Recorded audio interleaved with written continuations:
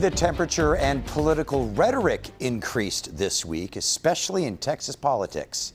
Fox 7 Austin's Rudy Koski and our panel take a look at the hot topics that dominated this week in Texas politics.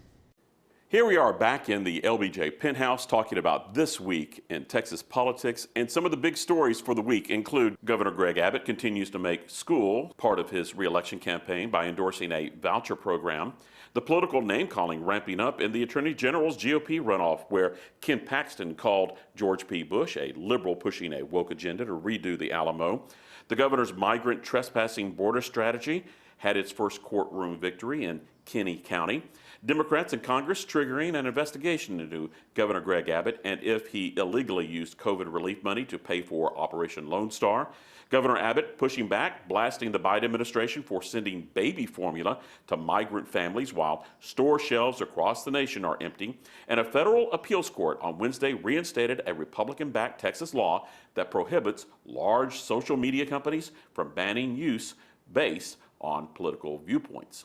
So let's get our headlines now from our panel of analysts, and we'll begin first with Eleanor Dearman, who is with the Fort Worth Star Telegram. Eleanor, what is your headline? Yeah, runoffs are ramping up in Texas with early voting starting on Monday. Greg Grugan with Fox 26 Houston. Greg, what's your headline for the week? No asterisk next to free speech in the Constitution. And Brian Smith with St. Edward's University. Brian, what's your headline for the week? With the legislature home and D.C. gridlocked, the judiciary takes center stage. We'll touch base with this baby formula situation that popped up. If Title 42 is yanked by the Biden administration, we're talking about 50,000 new Texans every week.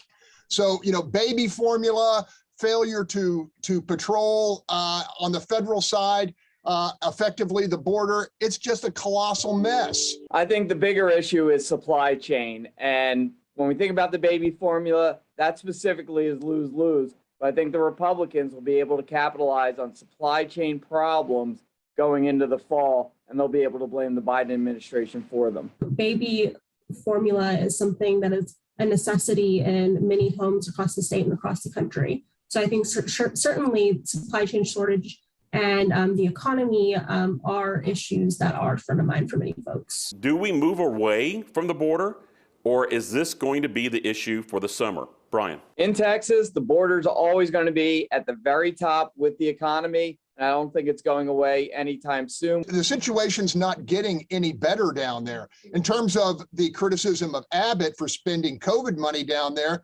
well, everybody at every level of government is robbing Peter to pay Paul, and that includes the Democratic cities and counties. I think you're seeing the border be a major issue in a lot of the campaigns. I think you see that in the runoffs, and so I think it certainly is an issue that is being brought up by candidates as they campaign for office in the state. The runoffs really get going next week, but this week, some strong rhetoric coming out in the GOP Attorney General's race. Is that race a window into what's going to happen next week? Greg?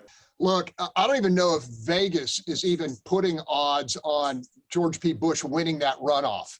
I mean, look, Rich Strike was probably a better bet.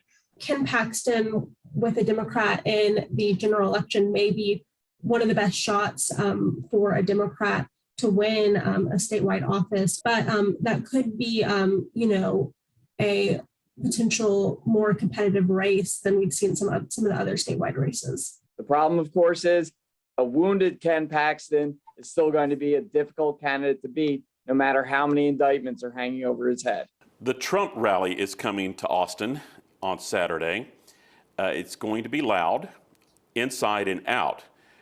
So my question is that who wins this rally or political circus, as some may say? Is it the winning show inside, or is it the protesting outside? Depends on how many folks show up and how loud they want to be. He may be yesterday's news to some degree.